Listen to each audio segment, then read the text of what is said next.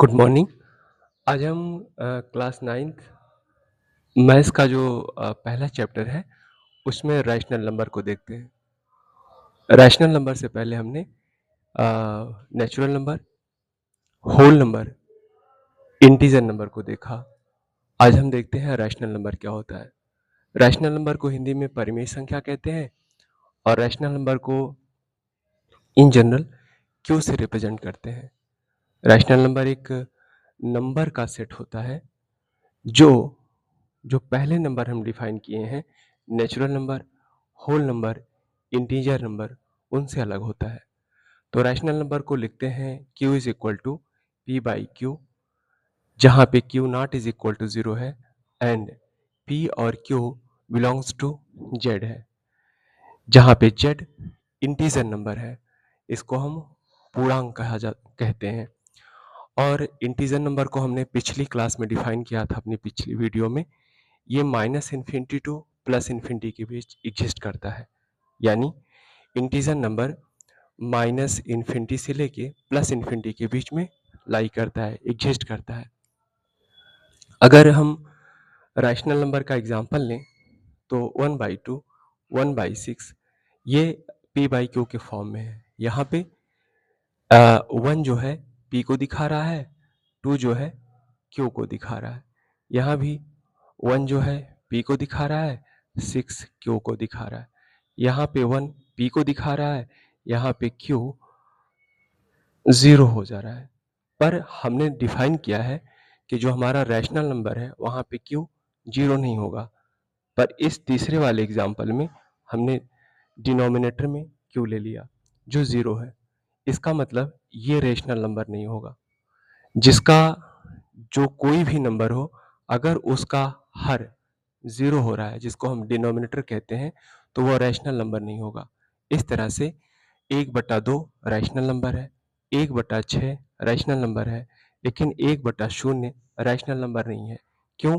क्योंकि अगर हम रैशनल नंबर लिखना चाहते हैं तो उसको भिन्न के रूप में लिखेंगे, लेकिन उसका हर 0 नहीं होगा, डिनोमिनेटर 0 नहीं होगा। अब समझते हैं कि q not is equal to 0 काहे है, किस लिए है। q not is equal to 0 इसलिए है कि अगर हम किसी नंबर को जैसे 12/0 लिख दें तो हम 12 में 0 की भाग नहीं कर सकते, ये डिफाइन नहीं है, तो हम इसका कोई रिजल्ट नहीं निकाल पाएंगे।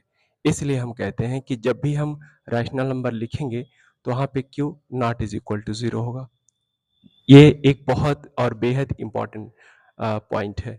दूसरा, जब हम p and q belongs to z करते हैं तो बिलोंग्स का मतलब होता है कि p और q z के पार्ट होंगे। तो z के पार्ट का मतलब क्या हुआ?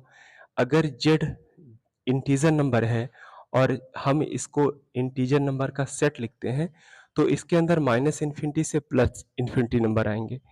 तो जो p और q है ये माइनस इन्फिनिटी से प्लस इन्फिनिटी के बीच कोई नंबर ले सकता है, कुछ भी ले सकता है, प्लस भी ले सकता है, माइनस भी ले सकता है। यानी p की वैल्यू 1 भी हो सकती है, p की वैल्यू -1 भी हो सकती है, p की वैल्यू -12 हो सकती है, p की वैल्यू 6 भी हो सकती है, q की वैल्यू 1 हो सकती है, q की वैल्यू 10 हो सकती है, q की वैल्यू 15 हो सकती है, पर q की वैल्यू 0 नहीं होगी, जबकि p की वैल्यू 0 हो सकती है। यहाँ पे p इज इक्वल टू 0 हम ले सकते हैं। तो हम ये सबसे इंपॉर्टेंट पॉइंट है पहले रैशनल नंबर में इस बात को समझना कि रैशनल नंबर को लिखते हैं p by Q, Q not is equal to 0, p and q belongs to z।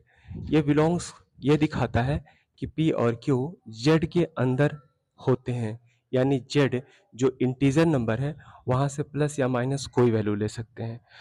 तो सबसे इम्पॉर्टेंट बात ये है कि q 0 वैल्यू नहीं लेगा, यानी कि इंटीजर में माइनस इन्फिनिटी से प्लस इन्फिनिटी के बीच में 0 भी आता है, लेकिन q की वैल्यू कभी 0 नहीं होगी, यानी q की वैल्यू 0 नहीं होगी।